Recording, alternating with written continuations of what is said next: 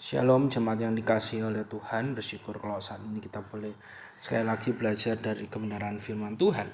Firman Tuhan terambil dari 1 Raja-Raja 8 ayat 12 sampai 13. Di sana dikatakan demikian.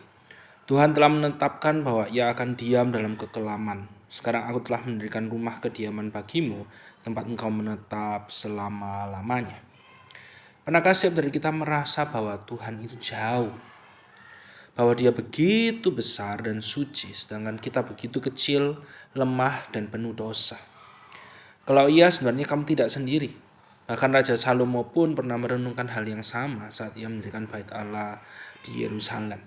Dalam firman Tuhan yang tadi telah saya bacakan, kekelaman yang disebut Salomo ini bukanlah kegelapan karena ketiadaan Tuhan, tapi ini adalah tanda kehadirannya yang kudus. Ketika bait Allah jadi ada awan gelap yang meliputi. Tapi itu adalah tanda bahwa Allah yang tidak kelihatan mau hadir di tengah umatnya. Dan inilah hal yang luar biasa. Allah yang maha tinggi yang tidak terbatas oleh ruang dan waktu.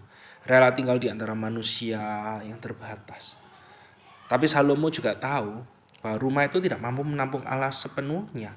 Karena Allah itu tidak terbatas. Bait Allah hanyalah tanda kasih karunia.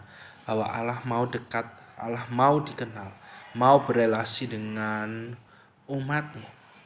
Dan tahukah setiap dari kita bahwa puncak dari kasih karunia ini adalah Yesus Kristus. Yesus adalah firman yang telah menjadi manusia dan diam di antara kita. Yesus adalah bait Allah yang sejati. Tempat Allah dan manusia benar-benar bersatu. Melalui kematian dan kebangkitannya, tabir pemisah di bait Allah terbelah dua, menandakan bahwa kegelapan antara Allah dan manusia sudah diselesaikan.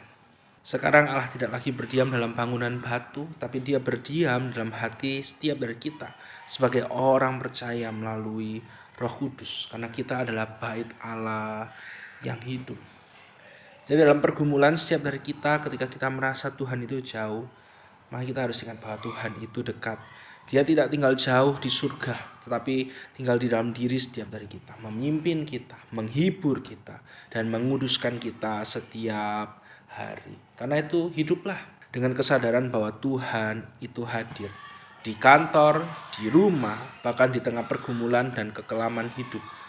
Allah ada. Dan disitulah di tengah kegelapan yang kamu rasakan, yang setiap dari kita rasakan, kemuliaannya justru sedang bekerja. Mari sama-sama kita bersyukur karena Allah itu mau berdiam di tengah manusia. Dan biarlah hidup kita menjadi tempat di mana hadiratnya nyata, lewat kasih kita, pengampunan kita, perbuatan kita, damai yang kita bawa di sekitar kita. Amin. Mari sama-sama kita berdoa.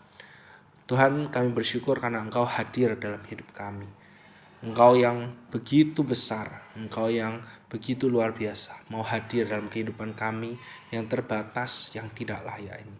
Dan ajarlah setiap dari kami terus menyadari dalam keseharian kami, bahwa Engkau ada, Engkau hadir dan tidak pernah meninggalkan kami. Dalam nama Tuhan Yesus kami berdoa. Amin.